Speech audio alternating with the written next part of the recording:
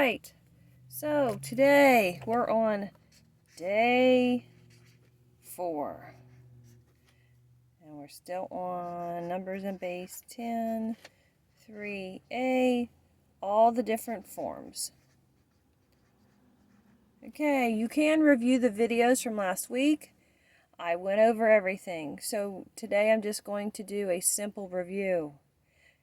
1. I expect to see place value charts. Alright, use your lined paper. Make your place value charts.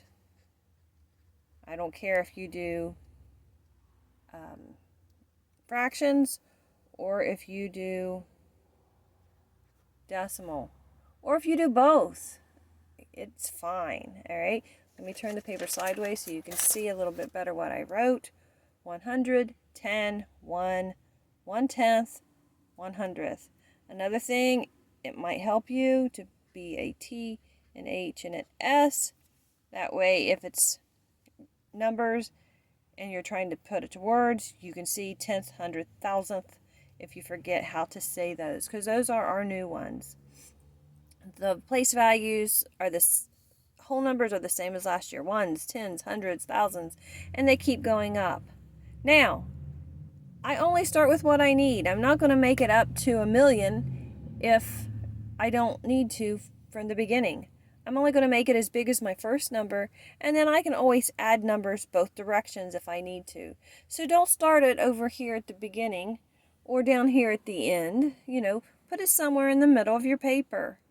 Now, again, I've taught you how to use paper. This is the top where this big white thing is. The holes are on the left. Your name should go over here on the right. Alright, I'm grading the paper. If you use it correctly, you will get the points, even if you do not get the problems wrong. Alright, so on tomorrow's test, I will expect to see a place value chart made somewhere on that paper. Alright, if you choose to make it on the front, fine. If you choose to make it on the back, fine. I will expect to see it. So, word form, we're just writing.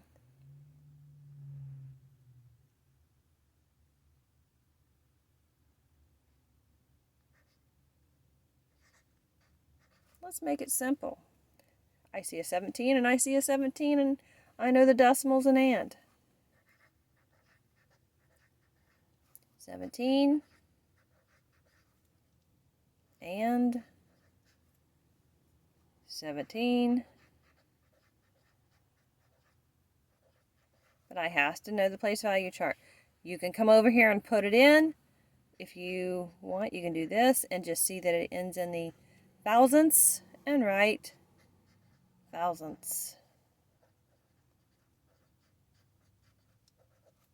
Okay, also, same thing.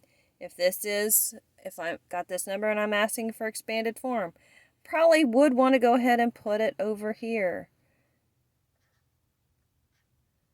That way you can see. Oh, well, see, look, my very first number, I had to go ahead and add thousandths because I didn't make it in my chart. Okay, now I just take the number and I multiply it from where it's at.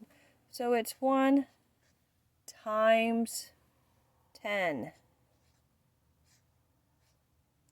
plus 7 times 1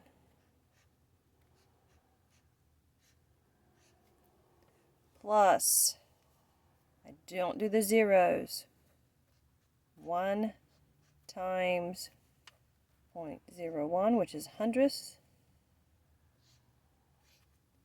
plus 7 times 1,000th. And that takes it to expanded form. So we went from standard to word, we went from standard to expanded. Now let's go backwards, and we're going to go from word to standard. So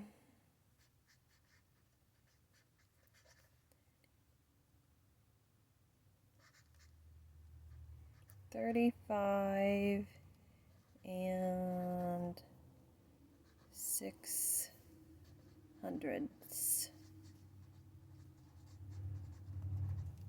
Okay, 35 and 6/100ths. So if I come up here, I know that 6 has to end in the hundredths, and 35 is going to be in front. Okay, I have an empty thing, so I'm going to put a 0. Well, there it is in numerical form, standard form, however you want to say it, numerical standard. Okay, let's take and go backwards with a standard.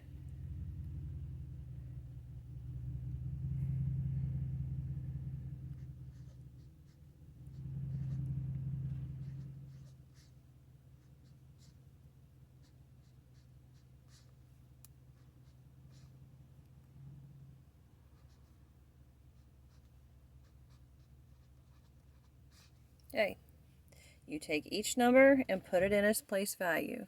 So I have a 5, and I'm going to put it up here. Oop, see? I'm just going to add one more column. 1, 2, 3. I'm going to put the 5 in the thousands. I'm going to put the 1 in the ones. And then I'm going to put the 7 in the thousands. Okay. Since it is getting closer to my work, and I don't want to confuse anybody, and then I'm just going to fill in every other thing with a 0. 5001, so 5001 and 7/1000ths.